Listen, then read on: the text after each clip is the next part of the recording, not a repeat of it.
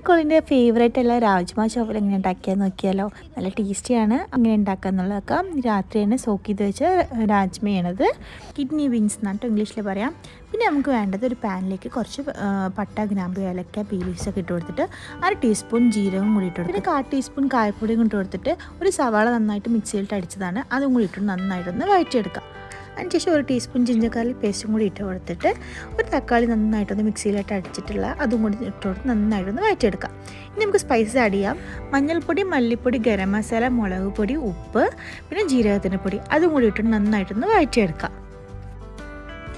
അതിനുശേഷം ഞാൻ നേരത്തെ വേവിച്ച് വെച്ച കിഡ്നി ബീൻസിൻ്റെ വെള്ളമാണ് ഒഴിച്ച് കൊടുക്കുന്നത്.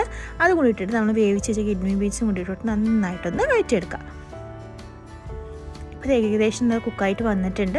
അവസാനം മല്ലിയിലും കൂടി ഇട്ട് കൊടുത്തതിന് നമ്മൾ രാജ്മ ചാവൽ റെഡി ആയിട്ടുണ്ട്. നല്ല ടേസ്റ്റാണ്. ട്രൈ ചെയ്ത് ഫീഡ്ബാക്ക് അറിയിക്കുക. ഇതിൻ്റെ ഫുൾ വീഡിയോ എൻ്റെ യൂട്യൂബ്